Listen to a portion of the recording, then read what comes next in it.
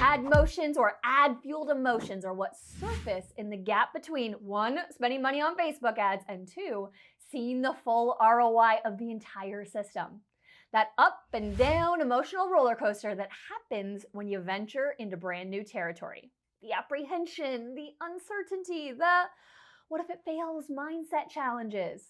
This is a real thing. It happens to the best of us. My advice is to simply expect these emotional up and downs to happen. When you anticipate these emotions, it's easier to ground yourself in this process and remain cool, calm, and collected while it's happening. Remember, there are no shortcuts. Trust me, I would pay good money to be able to install the strategy system into your brain. You know, like how Neo learned Kung Fu in The Matrix?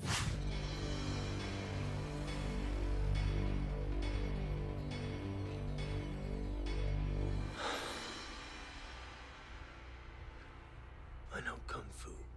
But unfortunately, we're not there with the technology just yet. So we gotta do it the old-fashioned way and enter into the process of learning. I once read that there's 4 phases in the process of learning a new skill set. The first phase is called unconscious incompetence. That's where you don't have the necessary skills to do something successfully, nor to even realize that there is a skill to be learned at this point. For you, you unknowingly experienced this phase while you were slaying it organically and hadn't yet considered adding Facebook ads to your marketing mix. Until one day, running ads popped into your awareness as a business owner. This phase is similar to what a baby experiences before it learns to walk. Happy as all get out as it army crawls like a boss around the room, unaware that the potential of walking even exists yet. Fortunately for you, since you're here, you've already graduated from this phase. So we can move on to phase 2, conscious incompetence. Yay, you're aware there's a skill to be learned, but at this point you lack mastery. So in other words, you kind of stink. For you, if I had to wager a bet, this is your current stage when it comes to automating your Facebook ad sequences. But good news for you, each and every human ever on the way to the next 2 levels, well, they stunk too. Heck, before Bill Gates was Microsoft's CEO, he learned to code, which he too stunk at when he first started. So we must first suck at something to move into phase 3, conscious competence. This is where momentum is built through repetition and practice. You're becoming competent at the skill, but still might use reference materials like sheet music, recipes, checklists, instructions, blueprints, or YouTube tutorials. But it's the most important phase, while also being the hardest to summit. This is where the magic happens though. It's the immersion, it's the reading, it's the researching, listening to podcasts, watching trainings, practicing, and just about anything else that you can do to advance your knowledge and experience.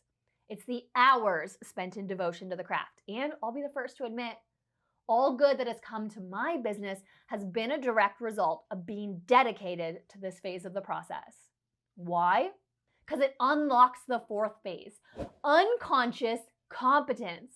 This level of skill is best expressed through one of my favorite quotes that has become a part of our company's core values. Lots of people want to be the noun without doing the verb. Austin Kleon. It's through doing the verb that you become the noun. Let that sink in. Through playing piano, you become a pianist. Through the birthing process, you become a mother. Through writing a book, you become an author. It's by going through the process that you experience the outcome. For you, that might look like flying through and just watching the videos your first week, while learning through consumption. And then returning to the workbooks and the lessons as you learn through implementation. Lastly, getting to the point where you're easily setting up campaigns over and over again as you learn through repetition.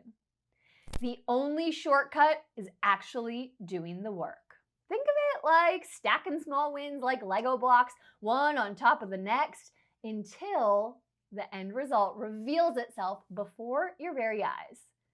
This learning process is the same no matter if you're spending $10 a week on ads or $10,000. Now, speaking of dollars, keep this at the forefront of your mind. Every single dollar you spend on Facebook ads provides you data. If something isn't working, don't fret, it's feedback. Stop or pause ad spend temporarily and then analyze what might not be working. And any ad motion that you're feeling, well, somebody else has likely felt it too. But you know what I'm feeling now? Amped to head into the next lesson. See you there.